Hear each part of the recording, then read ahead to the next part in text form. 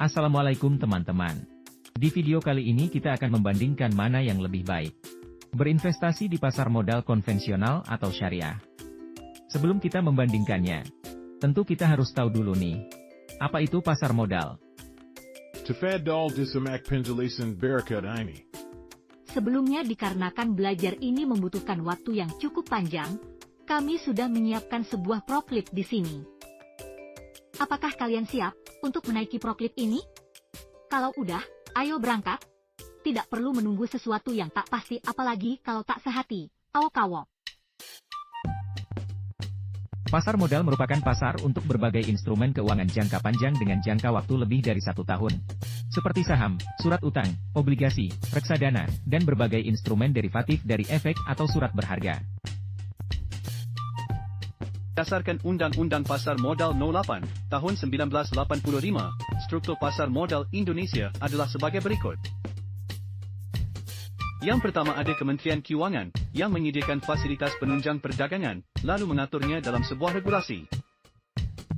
Dan yang kedua ada Otoritas Jasa Keuangan atau OJK, bertugas dalam melakukan pembinaan, pengaturan dan pengawasan kegiatan sehari-hari pasar modal. Berikutnya ada Bursa Efek Indonesia, yakni lembaga resmi yang telah memperoleh izin dari OJK, selaku pihak yang berwenang untuk menjalankan perdagangan efek serta menyediakan sarana pendukung dan mengawasi kegiatan anggota Bursa Efek.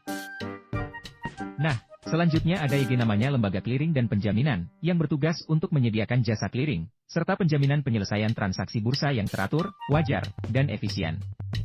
Yang kelima ada Lembaga Penyimpanan dan Penyelesaian.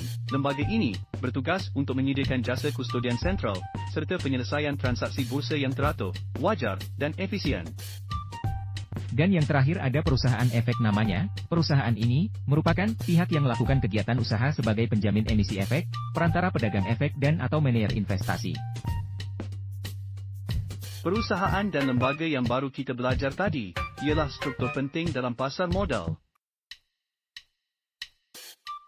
Selanjutnya, di sini ada lembaga penunjang pasar modal. Yang pertama ada Biro Administrasi Efek atau BA.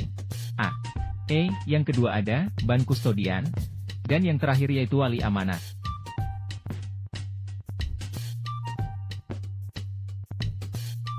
Yang pertama, ada Biro Administrasi Efek. Biro Administrasi Efek ini merupakan pihak yang berperan sebagai fasilitator bagi perusahaan emiten dan investor dalam menjalankan aktivitas di Bursa Efek. Biro Administrasi Efek ini memiliki fungsi dan peran seperti yang tercantum pada layar berikut ini.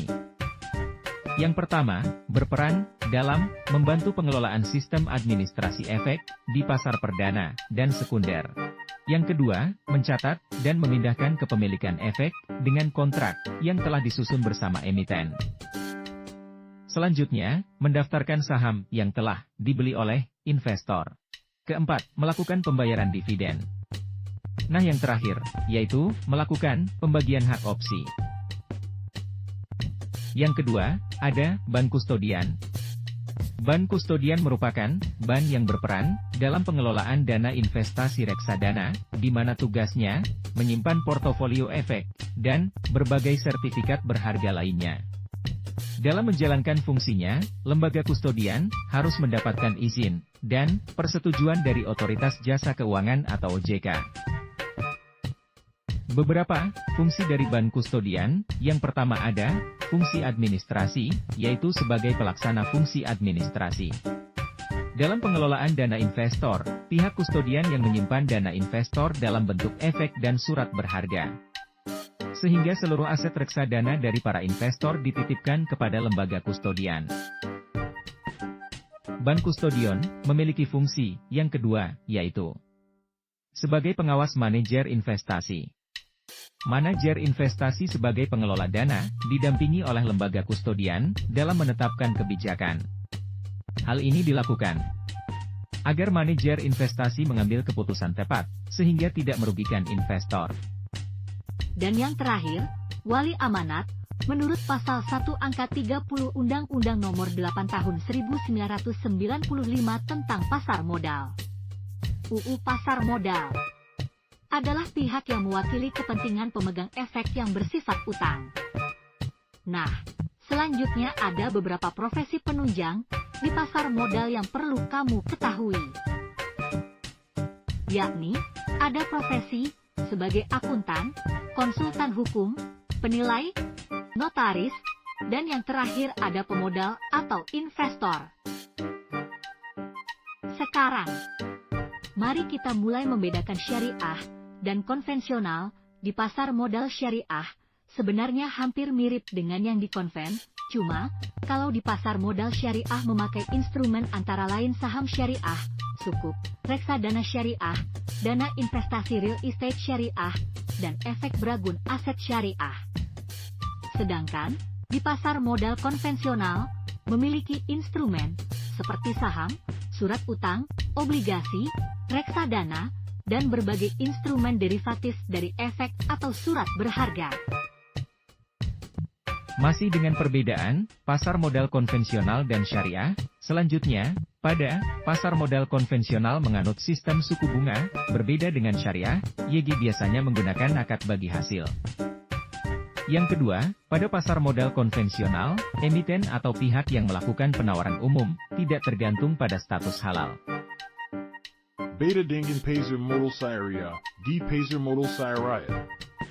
Ops, maaf teman-teman, kesalahan teknis, malah si Davis yang ngomong, hehehe. Awak awak awak. Mari kita lanjutkan, hehehe. Pada pasar modal konvensional tadi penawaran emiten tidak tergantung dengan status halal atau haram. Sedangkan di pasar modal syariah, sangat memperhatikan kriteria emiten penjual saham. Penjual saham harus sesuai dengan prinsip Islami dan tidak bersifat manipulatif.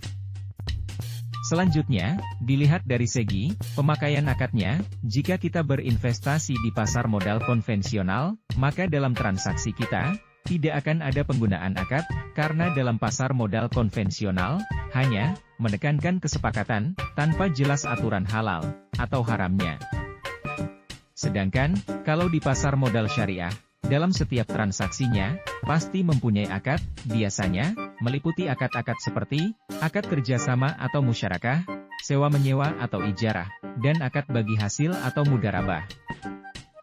Dan yang terakhir, bisa kita tinjau dari tujuan investasi itu, pada dasarnya di pasar modal konvensional, tujuan utamanya yakni, untuk meraih return setinggi-tingginya.